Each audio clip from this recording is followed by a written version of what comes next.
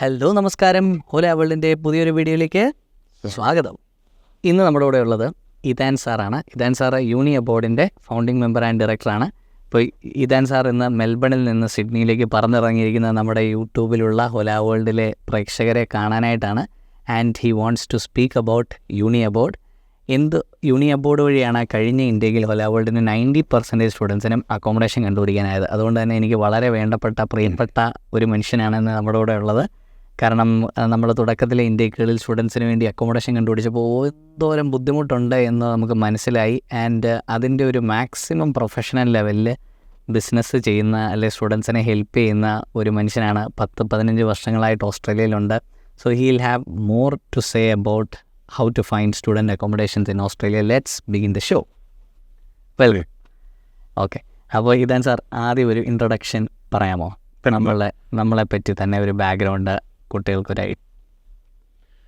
യൂണി aboard programme എന്ന് പറയുന്നത് university student housing assistance പ്രോഗ്രാമാണ്.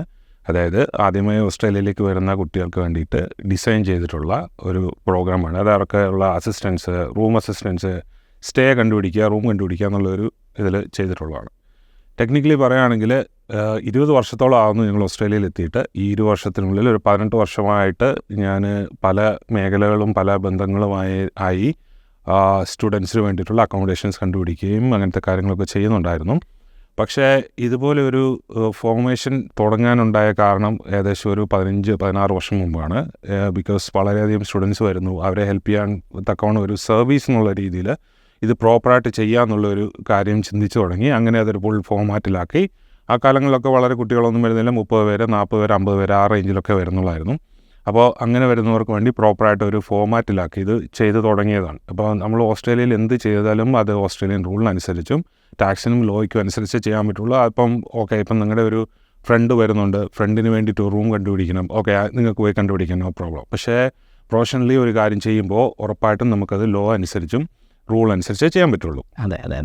അപ്പോൾ യൂണി അബോർഡ് എന്ന് പറയുന്ന സർവീസ് സാധാരണ നമുക്കിപ്പം നമ്മുടെ ഈ മാർക്കറ്റിൽ സ്റ്റുഡൻസിനെ ഹെൽപ്പ് ചെയ്യാനായിട്ട് ഇഷ്ടം പോലെ ഓപ്ഷൻസ് അവൈലബിൾ ആണ്. നമുക്കറിയാം, ഇപ്പോൾ എയിംബർ സ്റ്റുഡൻ്റ് ഉണ്ട്, അല്ലെങ്കിൽ ഇഗ്ലൂ, ഇഷ്ടം പോലെ ഇങ്ങനെ ഒത്തിരി പരിപാടികളുണ്ട്. അപ്പം ഇതിൽ നിന്ന് നമ്മളെ വ്യത്യസ്തരാക്കുന്നത് ശരിക്കും എന്താണെന്ന് ഞാൻ എൻ്റെ ഒരു അറിവ് ഷെയർ ചെയ്യട്ടെ. അപ്പം സാധാരണ നമ്മൾ ഈ യൂണി ലോഡ്ജ് ഇങ്ങനത്തെ സംഭവങ്ങൾ ചെയ്യുമ്പോൾ എല്ലാവർക്കും അത് അഫോർഡ് ചെയ്യണമെന്നില്ല. അതിൻ്റെ റേറ്റ് കൂടുതലാണ് അങ്ങനത്തെ സ്റ്റുഡൻറ്റ് അക്കോമഡേഷൻസ് ബുക്ക് ചെയ്യുമ്പോൾ. അപ്പോൾ ആവറേജ് ആയിട്ട് വരുന്ന ഒരു സ്റ്റുഡൻറ്റിനെ സംബന്ധിച്ച് ഈ വീടുകളിൽ തന്നെ സ്റ്റുഡൻറ്റിന് അക്കോമഡേഷൻ കിട്ടുക, ആൻഡ് അതിന് പ്രൊഫഷണലായിട്ട് ചെയ്യുന്ന ആൾക്കാരില്ല. ഇപ്പം ഞങ്ങൾ ആദ്യം കഴിഞ്ഞ ഇന്ത്യയിൽ ഞങ്ങളൊരു ലൈവ് പോയിരുന്നു, fly.home എന്ന് പറഞ്ഞിട്ടൊരു ഗ്രൂപ്പിൻ്റെ കൂടെ. അപ്പോൾ അവർ നമ്മളോട് പറഞ്ഞത് വീടുകളിൽ അക്കോമഡേഷനെ ഹെൽപ്പ് ചെയ്യാമെന്ന്. But that is an impossible task. ഞാൻ കഴിഞ്ഞ ഇന്ത്യയിൽ ചെയ്യാൻ നോക്കിയതായിരുന്നു. ലൈക്ക് ഞാൻ യൂണി അബോർഡിനെ കണ്ടുപിടിക്കുന്നതിന് മുന്നേ I was doing it for 30 students and I know the pain. So ഞാൻ ആദ്യം ഇത് കണ്ടുപിടിച്ചിട്ട് ഇതെങ്ങനെ ചെയ്യുന്നു എന്നുള്ള ക്യൂരിയോസിറ്റി ആയിരുന്നു. സോ അതിൻ്റെ ഒരു സ്റ്റോറി പറയുകയാണെങ്കിൽ എനിക്ക് തോന്നുന്നു എങ്ങനെയാണ് അത് ഡിവൈസ് ചെയ്തത്? ഇത് ആക്ച്വലി അതിന് പറയുന്നതിന് മുമ്പ് ഓസ്ട്രേലിയയിലുള്ള student accommodation, different student accommodation എന്താണെന്ന് പറയേണ്ട അത്യാവശ്യമാണ്. ശരിയല്ലേ? അപ്പോൾ 5 ടൈപ്പ് അക്കോമഡേഷൻസ് ആണ് ഓസ്ട്രേലിയയിൽ പൊതുവേ ഉള്ളത്.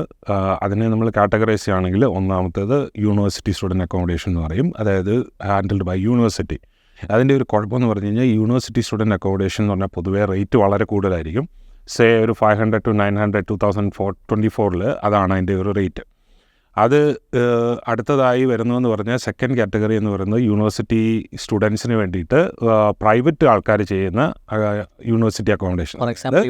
യൂണി ലോഡ്ജ്, ആംബർ, അങ്ങനത്തെ ആൾക്കാരെല്ലാം, ഇഗ്ലൂ, അങ്ങനത്തെ വൈസ്യൂട്ട്സ്, അങ്ങനത്തെ ആൾക്കാരെല്ലാം അങ്ങനെ അത് ചെയ്യുന്നവരാണ്.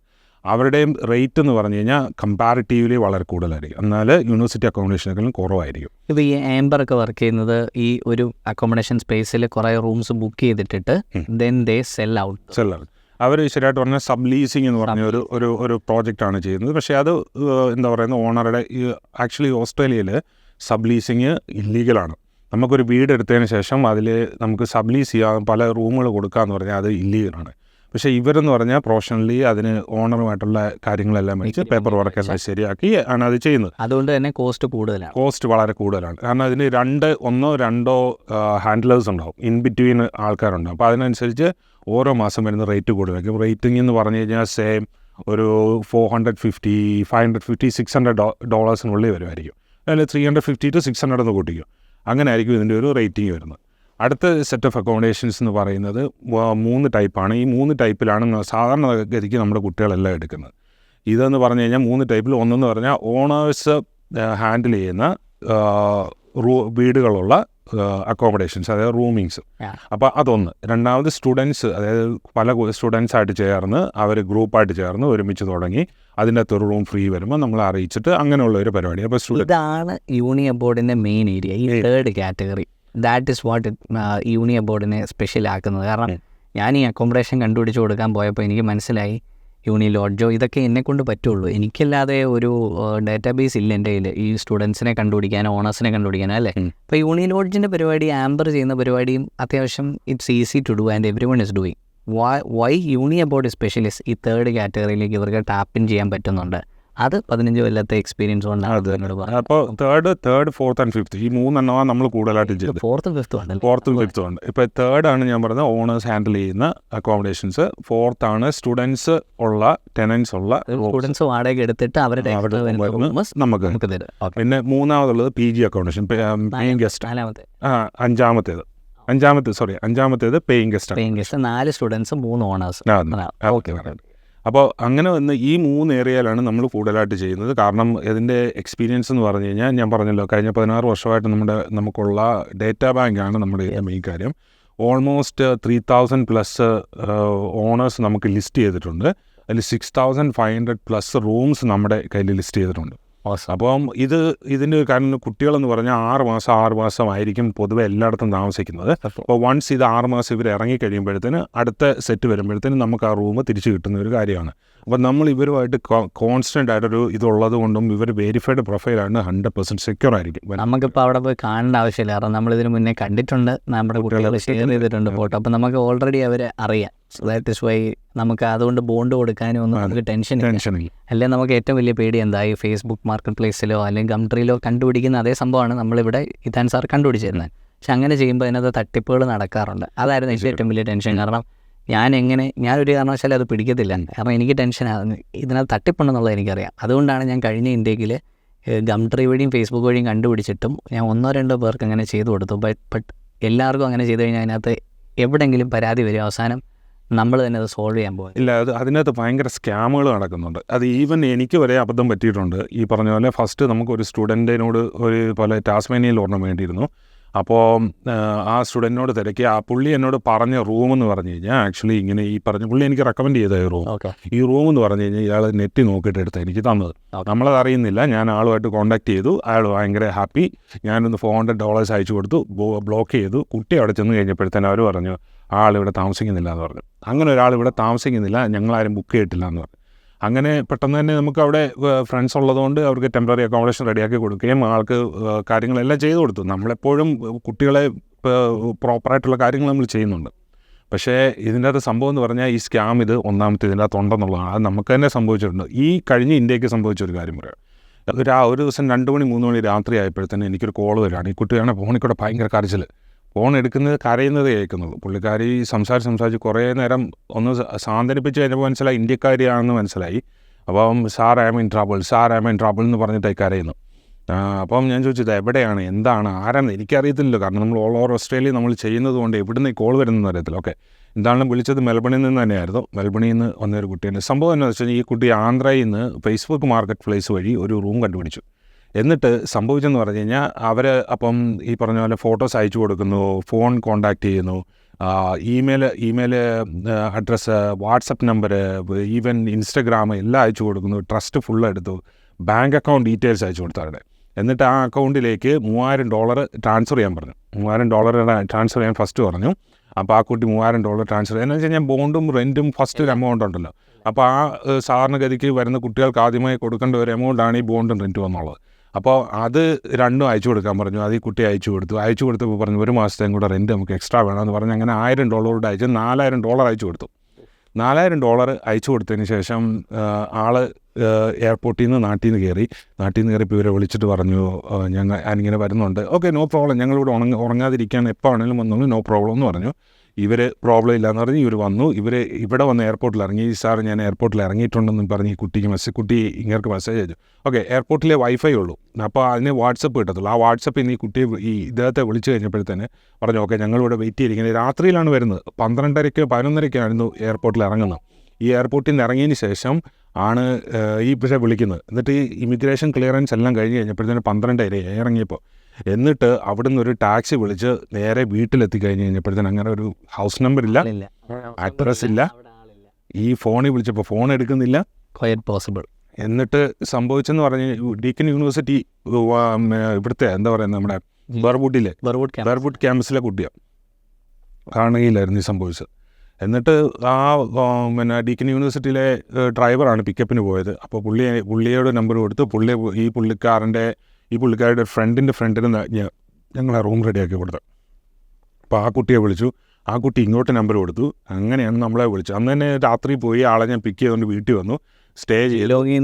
ബർവുഡ് 1.5 മണിക്കൂർ ഡ്രൈവ്, ഓൾമോസ്റ്റ് 2 hours ഡ്രൈവ്. എന്നിട്ട് രാത്രി തന്നെ 2 മണിക്ക് പോയി പിക്ക് ചെയ്തു, വീട്ടിൽ കൊണ്ടുവന്നു, അവിടെ സ്റ്റേ ചെയ്തു. വിത്തിൻ 3 days വേറെ റൂം ശരിയാക്കി കൊടുത്തു. ആളെ ഹാപ്പി ആയിട്ടിരിക്കുന്നു. അപ്പോൾ എനിക്ക് തോന്നുന്നു ഇങ്ങനൊരു ഇൻ്റർനാഷണൽ, ഇതൊരു ബിസിനസ്സായിട്ട് മാത്രം കാണാതെ ഇപ്പോൾ ഞാൻ പറയാം ഹോല വേൾഡിനെ ഡിഫറൻ്റ് ആക്കുന്നതിൻ്റെ ഒരു സ്റ്റോറി, ഞാനൊരു ഇൻ്റർനാഷണൽ സ്റ്റുഡൻ്റ് ആയിരുന്നു എന്നുള്ളതാണ്. സോ അങ്ങനെ ഒരു എക്സ്പീരിയൻസ് നമുക്ക് ഉള്ളത് കൊണ്ടായിരിക്കാം ഈ ഒരു എന്താ പറയുക സ്റ്റുഡൻസിനോട് ഒരു കരുതൽ എനിക്ക്. കാരണം ഞാനിപ്പോൾ ബാക്കി ആൾക്കാരുമായിട്ട് കോപ്പറേറ്റ് ചെയ്യുമ്പോൾ I can feel the difference. Because ഇവിടെ സ്റ്റുഡൻറ്റിൻ്റെ പെർസ്പെക്റ്റീവിൽ നിന്ന് ചിന്തിക്കുകയാണെങ്കിൽ ഐ നോ ലൈക്ക് സ്റ്റുഡൻസ് ഇവിടെ വരുമ്പോൾ they don't understand how business work, how time works, നമ്മളെ റെസ്പെക്റ്റ് ചെയ്യത്തില്ല. ഇതൊക്കെ ഇവിടെയുള്ള ബിസിനസ്സുകാരെല്ലാവരും നേരിടുന്ന പ്രശ്നങ്ങളായിരിക്കും. ഇപ്പോൾ ഏജൻസികൾ എവിടെ ചോദിച്ചാലും എല്ലാവരും പറയുന്ന ഒരേ കാര്യമാണ്, students doesn't understand the value of information that we give. അതുപോലെ നമ്മുടെ സമയത്തിന് റെസ്പെക്റ്റ് ഇല്ല. കാരണം ഫ്രീ ആയിട്ട് കിട്ടുന്ന ഒരു സർവീസാണ്, നമ്മൾ സ്റ്റുഡൻസിനെ ഇങ്ങനെ നിർബന്ധിച്ച് പിടിച്ചുകൊണ്ട് പോവുകയാണ് എന്നൊക്കെ പലരും ചിന്തിക്കും. Like we are making money out of that. അപ്പോൾ ആ ഒരു ഡിസ്റെസ്പെക്റ്റിന് പുറത്ത് നമ്മൾ പല ഏജൻസികളും സ്റ്റുഡൻസിനെ ഏലിയൻസ് ആയിട്ടാണ് കാണുന്നത്. Like they don't have compassion towards A student. പക്ഷേ സ്റ്റുഡൻറ്റിൻ്റെ ആംഗിളിൽ നിന്ന് ചിന്തിക്കാൻ സാധിക്കുന്നത് കൊണ്ടാണ് ആ രാത്രി ഫോൺ എടുക്കാൻ പറ്റിയതും പോകാനും പറ്റിയതും. അപ്പോൾ എന്നോട് തുടക്കത്തിൽ പറഞ്ഞപ്പോഴേ എനിക്ക് അത് മനസ്സിലാക്കി. കാരണം ഈ ഒരു ഇൻഡസ്ട്രിയിൽ ഇതിനകത്ത് വേണമെങ്കിൽ പിള്ളേരെ മനസ്സിലാക്കിയാലേ അവർക്ക് വേണ്ടത് ചെയ്യാൻ പറ്റത്തുള്ളൂ. അല്ലെങ്കിൽ നമുക്ക് എപ്പോഴും മിസ്ഗൈഡ് ചെയ്യാൻ എളുപ്പമാണ്. തീർച്ചയായിട്ടും കുട്ടികൾക്ക് സംശയമാണ്. ഇപ്പോൾ ഈ പ്രോഗ്രാം എടുത്തു, ഇപ്പം പ്രോഗ്രാം ജമ്പ് ചെയ്യാനായിട്ട് തന്നെ എത്ര പേരെ വിളിക്കുന്നതെന്ന് അറിയാം. അവരെ ജമ്പ് ചെയ്യിപ്പിച്ച് കഴിഞ്ഞാൽ I can make profit. Actually നാട്ടിൽ നിന്ന് വരുന്ന വിസയുടെ പണിയൊന്നും ഇല്ലാതെ we can do that step. പക്ഷേ അത് ചെയ്യാതെ മിസ്യൂസ് ചെയ്യാതിരിക്കുന്ന ഏജൻസ് വളരെ കുറവാണ്. ഇപ്പോൾ ഓൺഷോർ ഇവിടെ ചുമ്മാ ജമ്പ് ചെയ്യിപ്പിക്കുമ്പോൾ we get the same money, നമുക്ക് വിസ ഒന്നും ചെയ്യാതെ. അങ്ങനെ എനിക്ക് ചെയ്യാൻ പറ്റുന്നത്, ഞാൻ സ്റ്റുഡൻ്റ് ആയിരുന്നുകൊണ്ട് ആ സ്റ്റുഡൻറ്റിൻ്റെ ലൈഫ് പോകരുതെന്നുള്ളതാണ് നമ്മുടെ ചിന്ത. അതുപോലെ ഈ ബിസിനസ്സിനെ കാണുന്ന ഒരാളായിട്ടാണ് എനിക്ക് യൂണിയൻ ബോർഡ് തോന്നുന്നത്. അപ്പോൾ നമ്മുടെ പ്രേക്ഷകർക്ക് ഇപ്പോൾ ഇതൊരു പെയ്ഡ് പ്രൊമോഷൻ വീഡിയോ അല്ല, ഞാനിത് ചെയ്യുന്നത് ഇത് സ്റ്റുഡൻസിന് ബെനഫിഷ്യലാണ് എന്നറിയാവുന്നതുകൊണ്ടാണ്. But in turn what am I getting, Hola world സ്റ്റുഡൻസിന് എന്ത് കിട്ടുന്നു എന്ന് ചോദിച്ചാൽ this is the news. One of the thing എന്ന് പറഞ്ഞാൽ ഹോല വേൾഡിൻ്റെ സ്റ്റുഡൻസിന് നമ്മൾ അറ്റ്മോസ്റ്റ് കെയർ കൊടുക്കുന്നു എന്നുള്ളതാണ്. നമ്മുടെ ഈ ഗ്രൂപ്പിൽ നമുക്ക് 9 പേരാണ് ഈ വർഷം വർക്ക് ചെയ്യുന്നത്. ഈ 9 പേരിൽ 7 പേരും ഓസ്ട്രേലിയൻസ് ആണ്. പല കൺട്രീസിലുള്ള മൾട്ടി കൾച്ചറൽ ആയിട്ടുള്ള ആൾക്കാരാണ്. ഇപ്പോൾ വേറെ കൺട്രീസിലുള്ളവരെ ഹെൽപ്പ് ചെയ്യുന്നത്, ചൈനീസ് സ്റ്റുഡൻസിനെ ഹെൽപ്പ് ചെയ്യുന്നത്. ചൈനീസിന് വേണ്ടി 3 പേരുണ്ട്. ഓസ്ട്രേലിയൻസ് തന്നെ ഈ പറഞ്ഞ പോലെ 4 പേരുണ്ട്. ഈ ജമൈക്കൻ ഒരാളുണ്ട്, പിന്നെ നമ്മുടെ ഡൽഹിയിൽ നിന്ന് വന്ന ഒരാളുണ്ട്. അങ്ങനെ പല ആൾക്കാരാണ് ചെയ്യുന്നത്. പക്ഷേ എന്നെ സംബന്ധിച്ചിടത്തോളം മലയാളി സ്റ്റുഡൻസിലെ ഹോല വേൾഡ് സ്റ്റുഡൻസ് എന്ന് പറയുന്നത് ഞാൻ പേഴ്സണലി നിങ്ങൾക്കുള്ള കെയർ ഞാനായിരിക്കും തരുന്നത്. അപ്പം 100% മലയാളി സ്റ്റുഡൻസിനെ ഹാൻഡിൽ ചെയ്യുന്നത് ഫുള്ള് ഞാനായിരിക്കും. അങ്ങനെയാണ് അതിൻ്റെ ഒരു first one of the thing.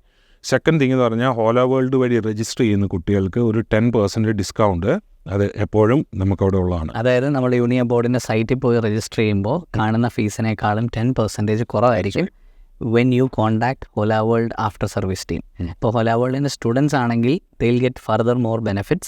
അതിന് പുറത്തുനിന്നുള്ള സ്റ്റുഡൻസിന് പോലും ആഫ്റ്റർ സർവീസ് കൊടുക്കുന്ന കാര്യത്തിൽ ഞങ്ങളങ്ങനെ മാറ്റി നിർത്താറില്ല. കാരണം ഇവിടെ വന്നു കഴിഞ്ഞാൽ സ്റ്റുഡൻസ് എല്ലാവരും ഒരു വലിയ കമ്മ്യൂണിറ്റിയാണ്. അപ്പോൾ അതിനും അങ്ങനെ വരുന്നവർക്ക് ഒരു അസിസ്റ്റൻസ് വേണമെന്ന് തോന്നുമ്പോഴും നമ്മളോട് പറയാറുണ്ട് അല്ലേ. പിന്നെ തീർച്ചയായിട്ടും നമ്മൾ ഓൺഗോയിങ് ആയിട്ടുള്ള ഒരു എന്താ പറയുക ഒരു പരിപാടിയാണ് ചെയ്യുന്നത്. അതിപ്പോൾ വൺസ് ഇത് നമ്മൾ റൂം റെഡിയാക്കി കുട്ടി ഓൾറെഡി അതിലേക്ക് ബുക്കിംഗ് ചെയ്ത് കഴിഞ്ഞാൽ അതുകൊണ്ട് തീരുകയല്ല നമ്മുടെ സർവീസ്. നമ്മൾ മുമ്പോട്ടാണെങ്കിലും വർഷങ്ങളോളം എത്ര നാൾ അവർക്ക് ഹെൽപ്പ് വേണോ അത്ര നാൾ നമ്മളെ കോൺടാക്ട് ചെയ്യുകയും നമ്മളവരെ ഹെൽപ്പ് ചെയ്യുകയും ചെയ്തുകൊണ്ടിരിക്കുകയും ചെയ്യും. എന്ന് വെച്ച് കഴിഞ്ഞാൽ അതിനൊരു എക്സാമ്പിൾ വേണമെങ്കിൽ പറയുകയാണെങ്കിൽ ഒരു സ്റ്റോറി ഉണ്ട്. ലാസ്റ്റ് ഇയർ ജനുവരി ഇൻടേക്കിൽ വന്നൊരു പയ്യന്. അപ്പോൾ അദ്ദേഹം പെർത്തിലാണ് വന്നത്. അപ്പോൾ പെർത്തിൽ വന്നിട്ട് ശേഷം സംഭവിച്ചൊരു കാര്യം എന്ന് പറഞ്ഞാൽ ഇദ്ദേഹം ഒരിടത്ത് ജോലിക്ക് പോയി. അപ്പോൾ ആദ്യം വന്ന സമയങ്ങളിൽ ഈ ദൂരത്തെ പറ്റിയൊന്നും നമുക്കൊരു വലിയ പിടുത്തം കാണത്തില്ല. അപ്പോൾ വന്ന് സംഭവിച്ചെന്ന് പറഞ്ഞാൽ ഇദ്ദേഹം 60 കിലോമീറ്റർ എവേ ഉള്ള ഒരു സ്ഥലത്താണ് ജോലിക്ക് പോയത്. അപ്പോൾ ജോലി സ്റ്റാർട്ട് ചെയ്ത് 3 മണിക്കാണ്, അത് ഫിനിഷ് ചെയ്ത് രാത്രി 10 മണിയായി. 10 മണി ആയി കഴിഞ്ഞപ്പോഴത്തേന് ഇദ്ദേഹം എന്ത് ചെയ്തു, ടിക്കറ്റ് ഏതാണ് നമ്മുടെ പബ്ലിക് ട്രാൻസ്പോർട്ട് നോക്കിക്കഴിഞ്ഞപ്പോൾ ടിക്കറ്റ് നോക്കിക്കഴിഞ്ഞപ്പോഴത്തേന് എല്ലാം ക്ലോസ്ഡായി, എല്ലാ കാര്യങ്ങളും നിന്നു. കാരണം വെച്ച് കഴിഞ്ഞാൽ ഓസ്ട്രേലിയയെ സംബന്ധിച്ചിടത്തോളം 6 മണിയാകുമ്പോഴത്തേന് പൊതുവെ എല്ലാ കടകളും ഷോപ്പുകളെല്ലാം 10 മണി കഴിഞ്ഞ് പബ്ലിക് ട്രാൻസ്പോർട്ട് പാടാ. പിന്നെ ബസ് മാത്രമുണ്ട് 1 മണിക്കൂർ ഇടവിട്ട്, 1 മണിക്കൂർ 2 മണിക്കൂർ എല്ലായിടത്തും കാണത്തില്ല. ഇല്ല. ഇത് വളരെ ഇന്നറിലേക്കായിരുന്നു. ഇദ്ദേഹത്തിന് തിരിച്ചു വരാൻ ഒരു മാർഗ്ഗമില്ലാതെ പോയി. അപ്പോൾ അന്നേരം പുള്ളി എന്തോ ചിന്തിച്ചു, ഓക്കെ നാട്ടിൽ ഒരു രീതി വെച്ചിട്ട് ചെയ്യുന്ന ഒരു കാര്യമുണ്ട്, ഓക്കെ നടക്കാം, നടന്നു നോക്കാം, 60 കിലോമീറ്ററിൽ എങ്ങനെ നടക്കാമെന്ന് വിചാരിച്ചു. 60 കിലോമീറ്റർ എന്ന് പറഞ്ഞാൽ ഓർക്കുന്ന ഒരു ചെറിയ ദൂരമല്ല, അങ്ങോട്ട് പോയത് 3/4 മണിക്കൂർ കൊണ്ടാണെന്നുള്ളൊരു ചിന്തയിലായി ഇദ്ദേഹം നടക്കുന്നത്. എന്നിട്ട് നടക്കാൻ ഇറങ്ങി ഹൈവേ വഴി നടക്കുന്ന വഴി ഇങ്ങനെ വന്നുകൊണ്ടിരുന്ന സമയത്ത് ഒരു കാർ വന്ന് ആദ്യം സ്ലോ ചെയ്തു, നിർത്തി. ഡ്രഗീസായിരുന്നു. സ്ലോ ചെയ്തു, ഇദ്ദേഹത്തിൻ്റെ അടുത്ത് വന്നു. എന്നിട്ട് ചോദിച്ചു എന്താ നടക്കുന്നതെന്ന് ചോദിച്ചു. ഞങ്ങളുടെ കൂടെ കയറാൻ പറഞ്ഞ് പിടിച്ച് കയറ്റാൻ ശ്രമിക്കുക. അപ്പോൾ ഇത് സംഭവിച്ചെന്ന് പറഞ്ഞു കഴിഞ്ഞാൽ ഉടനെ ഇവന് പേടിയായി, ഇവനെ കൊണ്ട് എന്തെങ്കിലും ചെയ്യാൻ പോവാണെന്നുള്ളൊരു പേടിയായി. ഇപ്പോൾ ഇദ്ദേഹം ഓടാൻ തുടങ്ങി. ഓടി പോയൊരു സർവീസ് സ്റ്റേഷനിൽ കയറി ഇരുന്നിട്ട് ആ സർവീസ് സ്റ്റേഷനിൽ നിന്ന് രാത്രി എന്നെ വിളിക്കുക. ഈ പറഞ്ഞ പോലെ ഒരു 2 മണി ആയപ്പോഴേ എനിക്കൊരു കോൾ വരുന്നത്, ചേട്ടാ ഞാൻ പെട്ടുപോയി, എനിക്ക് എന്നേലും ഒന്ന് ചെയ്യണം. ഞാൻ പറഞ്ഞു മോനെ എവിടാ നീ? അപ്പോൾ എന്നോട് പറഞ്ഞു ഞാനിങ്ങനെ സർവീസ് സ്റ്റേഷനിൽ ഇരിക്കുക. ഞാൻ പറഞ്ഞു ലൊക്കേഷൻ പെട്ടെന്ന് അയക്കാൻ പറഞ്ഞു. ലൊക്കേഷൻ അന്നേരം അയച്ചു. അന്നേരം തന്നെ ഞാൻ പോലീസിലും വിളിച്ചു പറഞ്ഞു, പിന്നെ ടാക്സിയും വിളിച്ചു പറഞ്ഞു. പോലീസും ടാക്സിയും ഒരേ സമയത്തേലത് ഈ പോലീസ് വരുന്ന സമയം വരെ അവർ ഓവർ ചെയ്തുകൊണ്ടിരിക്കുകയായിരുന്നു മറ്റേ ആൾക്കാർ. അപ്പോൾ ഇങ്ങനത്തെ എന്ത് സിറ്റുവേഷൻ വന്നാലും എപ്പോൾ എന്ത് പ്രോബ്ലം വന്നാലും ഞങ്ങളെ വിളിക്കണമെന്നുള്ളതാണ് ഞാൻ ഈ പറഞ്ഞു വരുന്നത്. ഏത് സമയത്താണെങ്കിലും നമ്മുടെ ഫുൾ കെയർ ഉണ്ടാവും. നിങ്ങളുടെ ഒരു ഫാമിലി മെമ്പർ ഇവിടെ ഉള്ളതായിട്ട് വേണം ചിന്തിക്കാനായിട്ട്. ഇരുന്നത് ഒരു ഫസ്റ്റ് 6 മന്ത്സിനകത്ത് സ്റ്റുഡൻറ്റ് ഇവിടെ കാല് കുത്തി ഒന്ന് റെഡി ആവുന്ന സമയമാണ്. അത് കഴിയുമ്പോൾ they know things how Australia works. അപ്പോൾ അതുവരെയുള്ള സമയത്ത് ഇദാൻ സാറിൻ്റെ ഒരു ടീമിൻ്റെ കരുതലും ഹെൽപ്പ് നിങ്ങൾക്ക് കിട്ടും. പിന്നെ അത് മിസ്യൂസ് ചെയ്യരുതെന്നേ ഉള്ളൂ. അത്യാവശ്യത്തിന് കോൺടാക്ട് ചെയ്യുക, തീർച്ചയായിട്ടും ഹെൽപ്പ് ചെയ്യും കേട്ടോ. ഞങ്ങളാണെങ്കിൽ ഹെൽപ്പ് ചെയ്യാറുണ്ട് ആ കാര്യത്തിൽ. പിന്നെ നമ്മൾ പറഞ്ഞത് 10% ഓഫിൻ്റെ കാര്യവും പറഞ്ഞു. ഹോലാവൾ സ്റ്റുഡൻസിന് കിട്ടുന്ന എക്സ്ട്രാ ഒരു കെയർ ആൻഡ് അഫെക്ഷൻ, കാരണം ഞങ്ങൾ തമ്മിലുള്ള ബന്ധവും നമ്മളുടെ സ്റ്റാഫ്, നമ്മുടെ ഗൂഗിൾ ആഫ്റ്റർ സർവീസ് മാനേജ് ചെയ്യുന്ന ആൾ ഇവരുമായിട്ടൊക്കെയുള്ള കണക്ഷൻ വളരെ ആണ്. പിന്നെ നമുക്കിനി ആഫ്റ്റർ സർവീസസ് ആയിട്ട് ചെയ്യാവുന്ന, ഇപ്പം നമ്മൾ ഹോലാ വേൾഡിലാണെങ്കിലും കുട്ടികൾക്ക് കുറച്ച് ആഫ്റ്റർ സപ്പോർട്ട് ചെയ്യാറുണ്ട്. അതുപോലെ നമുക്കും ആഫ്റ്റർ സപ്പോർട്ട് ചെയ്യാനായിട്ട് നമ്മൾ ഒരു ടീമിൻ്റെ കാര്യം പറഞ്ഞില്ലേ, ഇന്ത്യയിൽ ഒരു ടീം അത് ചെയ്യുന്നുണ്ട്. അതിനെപ്പറ്റി ഒന്ന്. അതിൻ്റെ കാര്യം എന്ന് വെച്ചാൽ ഈ വർഷം നമ്മൾ പുതിയതായിട്ട് കുട്ടികൾക്ക് വേണ്ടിയിട്ട് എന്താ പറയുക ബാങ്കിൻ്റെ അക്കൗണ്ടുകൾ എടുത്തു കൊടുക്കാറുണ്ട്. കാരണം വെച്ചാൽ നാട്ടിൽ നിന്ന് പോരുന്നതിന് മുമ്പ് തന്നെ ഇവിടെ ഒരു ബാങ്ക് അക്കൗണ്ട് എടുക്കുന്നതിൻ്റെ ആവശ്യകതയെന്ന് പറയുന്നത് പ്രോബബ്ലി നിങ്ങൾ വന്നതിന് ശേഷം പെട്ടെന്ന് പൈസ കയ്യിൽ വെച്ചുകൊണ്ടിരിക്കുക, എന്നിട്ട് പോരുമ്പോൾ നാട്ടിൽ നിന്ന് വരുമ്പോൾ അറ്റ്ലീസ്റ്റ് ഒരു $3,000-4,000 നമ്മൾ കൈ കൊണ്ടുവരണം എന്നുള്ളത് ശരിയാണ്. അപ്പോൾ ഈ വരുന്ന പൈസ കയ്യിൽ വെച്ചുകൊണ്ടിരുന്നതിന് സെക്യൂരിറ്റി പ്രോബ്ലംസ് ഉണ്ടാകുന്നത് നമ്മളും നമ്മുടെ സ്റ്റുഡൻസിനെല്ലാം ഹോം ബാങ്കിൻ്റെ അക്കൗണ്ട് ഓപ്പൺ ചെയ്ത് കൊടുക്കുക, ബാങ്ക് എടുത്ത് കൊടുക്കണം എന്നുള്ള നിർബന്ധമാണ്. അപ്പോൾ ഈ ബാങ്കിൽ നമ്മൾ ആദ്യം പോകാത്ത കുഴപ്പമെന്ന് പറഞ്ഞാൽ അവർ പറയും നിങ്ങൾക്കൊരു ടൈം തന്നിട്ട് പറയും ആ ടൈമിൽ വരാൻ പറയും. പിന്നെ നമുക്ക് ഒരിക്കലൂടെ വരേണ്ട ഒരു സിറ്റുവേഷൻ ഉണ്ട്. അങ്ങനെ ഒരു സിറ്റുവേഷൻ ഒഴിവാക്കാൻ വേണ്ടിയിട്ട് നമ്മൾ ചെയ്യുന്ന ഒരു കാര്യമാണ് നാട്ടിൽ നിന്ന് തന്നെ കുട്ടികൾക്ക് ബാങ്ക് അക്കൗണ്ട് എടുത്ത് കൊടുക്കുകയാണ്. അപ്പോൾ ഈ ഒരു കുട്ടികൾ നാട്ടിൽ നിന്ന് പോരുമ്പോൾ തന്നെ ഇത് ഫ്രീ ആണ്, 5 പൈസയുടെ ചിലവുള്ളതല്ല, നിങ്ങൾക്ക് ഇതിൻ്റെ അകത്തൊരു മുടക്കമുള്ളതല്ല, ഫുൾ ഫ്രീ ആയിട്ടാണ് ചെയ്തിട്ട് വന്നില്ലെങ്കിൽ എന്നാ പറ്റുന്ന വെച്ചാൽ കയ്യിൽ നിന്ന് പൈസ നഷ്ടപ്പെട്ടു പോയി. എന്നെ തന്നെ ഒരു 2-3 കുട്ടികൾ കഴിഞ്ഞിട്ടുണ്ടെങ്കിൽ നവംബറും ഇതിലും പേഴ്സ് നഷ്ടപ്പെട്ടു, പൈസ നഷ്ടപ്പെട്ടു എന്ന് ക്യാഷായിട്ടാണ് പല കുട്ടികളും കൊണ്ടുവരുന്നത്. ഒരു $2,000 ക്യാഷ് കൊണ്ടുവരും എന്നുള്ള എല്ലാവർക്കും ഇൻഫർമേഷൻ അറിയാം, എക്സെപ്റ്റ് ഹോലാവൾ സ്റ്റുഡൻസ്. ഞങ്ങൾ നിർബന്ധമായിട്ട് അക്കൗണ്ട് ഓപ്പൺ ചെയ്യിപ്പിച്ചാൽ കൊണ്ട്, കാരണം പൈസ അടിച്ചു മാറ്റുന്ന സീസണാണ് ആദ്യത്തെ ഒരു 1-2 ആഴ്ച. That is A basic thing happening here. അതുകൊണ്ടാണ് ലെറ്റ്സ് ബി സേഫ്, നമുക്ക് അക്കൗണ്ട് ഓപ്പൺ ആയി വരാം. അപ്പം അതുപോലെ കമ്പയർ മോസ് എന്ന് പറഞ്ഞ ഒരു ടീമാണ് നമ്മുടെ കാര്യങ്ങൾ ഹാൻഡിൽ ചെയ്യുന്നത് നാട്ടിൽ. അപ്പോൾ നിങ്ങൾക്ക് ഇതിന് ചെയ്യാൻ താല്പര്യമുണ്ടെങ്കിൽ നമ്മുടെ ടീമുമായിട്ട് ബന്ധപ്പെട്ടാൽ നമ്മളത് വളരെ പെർഫെക്റ്റ് ആയിട്ട് നിങ്ങളത് ഫുള്ളായിട്ട് എൻ്റെ കാര്യങ്ങൾ പറഞ്ഞു തരുന്നതും ആ കാര്യങ്ങളിലേക്ക് ഡീൽ ചെയ്യുന്നതുമാണ്. നാട്ടിൽ തന്നെയുള്ള ഒരു മലയാളി ടീമാണ് അത് ഹാൻഡിൽ ചെയ്യുന്നത്. അവരുടെ തന്നെ ഓസ്ട്രേലിയൻ കമ്പനിയാണ്. അതെ. അപ്പോൾ അവരായിരിക്കും ബാക്ക് എൻഡ് യൂണിയൻ ബോർഡിന് വേണ്ടി ഡീൽ ചെയ്യുന്നത്. ഓക്കെ, അപ്പോൾ ഇന്നത്തെ ഇൻഫർമേഷൻ നമ്മളിവിടെ അവസാനിപ്പിക്കുകയാണ്. ഇതിൻ്റെ പാർട്ട് 2 വീഡിയോയിൽ മോർ ഇൻഫർമേഷൻസ് വരുന്നുണ്ടാവും. Stay tuned.